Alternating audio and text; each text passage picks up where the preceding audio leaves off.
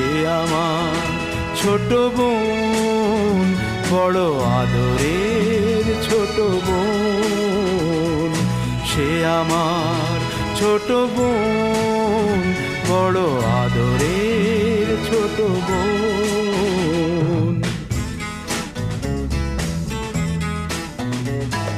ভালো করে যখন সে কথা শেখেনি, তখন থেকেই সে গেয়ে যেত গান।